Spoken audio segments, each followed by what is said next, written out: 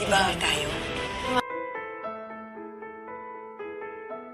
Aking tala sa gabing madilim, ikaw ang bawat sana sa lahat ng hiling, sa hirap man o sa saya Ay, grabe talaga nangyayari ngayon sa abot kamay na pangarap na kung saan nga pinakita na nga ang episode para sa Lunes. O ito nga yung teaser no, na kung saan pinakita nga unang-una dito is ito nga si Moira Ñez guys. Kasi magkakaroon nga ng mga activities dito sa kulungan. Kasi sa bisita nga nitong mga nurses at mga doktor is nag-provide din sila ng kumbaga parang activity para naman hindi naman maboring lahat ng mga nakakulong doon, at kasama na nga doon si Moira at naman sila Lotus, na kung saan nga is maraming nangyayaring activities. Tapos ito this time ito namang si Moira is nandun naman siya sa may stage na kung saan inaasar nga siya no, kasi nga tinutot siya kasi nga itong si Moira, alam nyo naman na mula sa masama at magaspang na ugali is bigla na lang bumait-bait no, tapos nagbibigay pa siya ng about patungkol sa salita ng Diyos o ng Bible study. Ngunit naririnig mo talaga na talagang inaasar itong si Moira at sinusubukan yung pasensya niya. Ngunit makikita mo dito na kahit kinukutya siya is focus pa rin siya no. Kahit nga ako nagugulat bakit kaya ang bait na ito ni Moira ngayon? Ano kaya nakain nito? O ano kayang pinaplano nito? Kung alam niyo guys, please comment down below at huwag niyo kalimutan mag-subscribe no.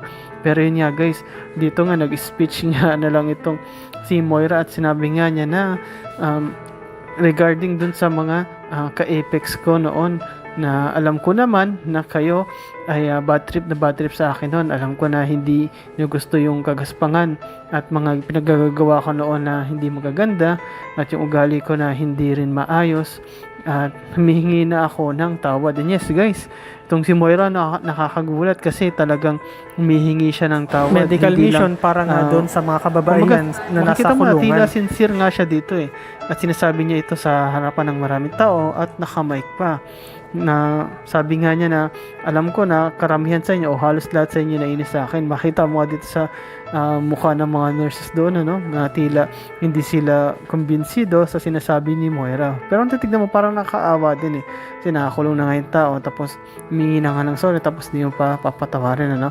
Pero dito si Nurse Eva talaga nag-iisip kung talagang totoo ba to?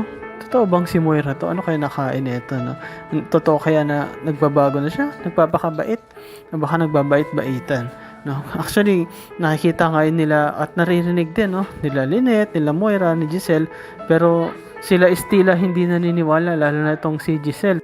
At talaga lahat is nagtataka at hindi kumbinsido kung totoo ba talaga ito ngang sinasabi ni Moira. Alam nyo naman guys na itong si Moira is magaling to no, magaling to magawa ng kwento, magaling to sa lahat ng bagay, lalo na kung yung bagay na yun is makakatulong sa kanya at makakalusot siya doon. At makita mo rin na itong ang si Zoe is tuwang-tuwa no, sa nakikita niya sa ina-attitude inuugali ng nanay niya, na kung saan nga kumbaga parang proud I'm a proud daughter no. May ganun po yung epekto.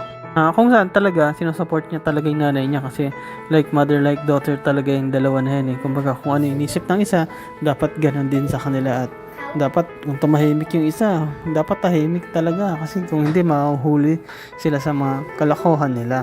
At dito nga guys, nag-uusap nga itong si Carlos at ito nga si Chang Susan, at yung pinag-uusapan nga nila guys is ito nga si Moira, kasi nga laganap na no na mga chismis na ito nga si Moira is mabait na raw nandun nga sa kulungan. Ngunit hindi naman lahat o halos lahat actually nagugulat at karamihan talaga is hindi makapaniwala. Ngunit sinasabi nga dito ni Chang Susan na baka nga totoo nang nagbago itong si Moira, baka nga naman mabait na siya. Ngunit sinasabi ni Carlos na hindi yun maaari.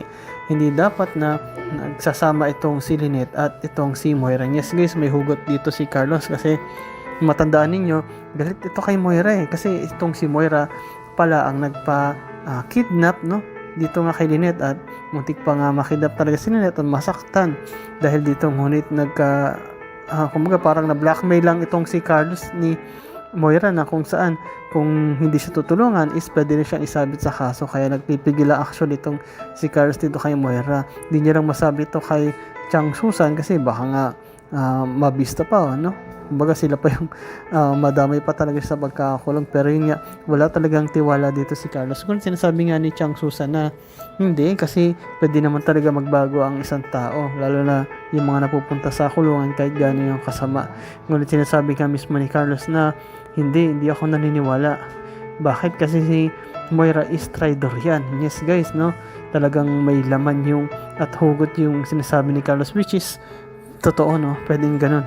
Bakit? Kasi nga kung matandaan ninyo nung last episode din, pinapaamin nga ni Giselle itong si Moira kung sino yung kasabwat niya. Ngunit itong si Moira is hindi niya sinabi yung totoo. So ibig sabihin, ang ginagawa ngayon ni Moira is pakitang tao lang. Kumbaga parang ginagawa niya lang ito, nagbabait-baitan. Kung ano man yung plano niya is makikita natin yan sa susunod na mga episode. Pero yun nga guys, na ito nga, no, sa ginagawa ni Moira na pagpapakabait is talagang pakitang tao lang yan, pero umi-epekto ito sa iba, kahit nga dito kay Dr. Ray na kung saan nga sabi niya mukhang napapabilib na nga ito kay Moira.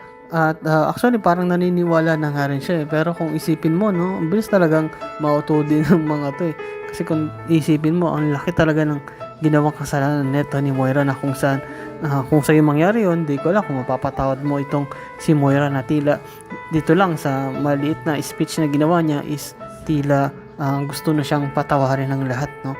At makita natin na tila nagre-react nga sila doon kasi mga mabait talaga itong mga to, malambot din yung mga puso, minsan madali lang din utuin, pero dito guys pinakita na nagkakaroon pa rin sila ng activity, sabi nga tuloy-tuloy para maging masaya at syempre para maging magkaroon din ng prize yung bawat isa. At dito nga guys ipinakita na o sinabi na kailangan nilang magkaroon ng partner sa activity para maging masaya sila, no? At lahat sabi kailangan yung maghanap na ng partner o ng kapareha para nga magsimula na yung game. At ito nga guys, no, si Moira bigla siyang lumapit dito kay Lynette. Sinabi niya na, Lynette, pwede ka bang ikaw ang partner ko? Yes guys, nagulat itong si Lynette. Actually hindi nga siya makapaniwala na itong si Moira is humihingi sa kanya ng tulong. At sa totoo lang, medyo kinakabahan nga itong si Lynette dito kay Moira kasi baka kung ano na naman ang gawin nito ni Moira kay Lynette, no? Baka ito na yung chance niya ni Moira na makaganti nga dito kay Lynette at sa harapan pa ng maraming tao pwede siyang ipahaya neto. Pero yun nga guys, ang tanong dyan guys talaga is kung ito bang si Moira is nagbago na o baka naman nagbabait-baitan lang ito. At ito kayang si RJ, ano kayang gagawin niya para maprotektahan itong si Nanina at itong si Lynette at itong si Carlos, ano kayang gagawin niya para din maprotektahan itong si Lynette kasi natatakot nga siya dito kay Moira baka gumawa ng kalokohan. At ano kaya mangyari dyan guys, yung full episode yan sa Lunes. At yun lang guys, salamat sa panonood sa aking channel, sa inyo pag-like, pag-comment at pag-share. At yun lang guys, ingat palagi, bye bye.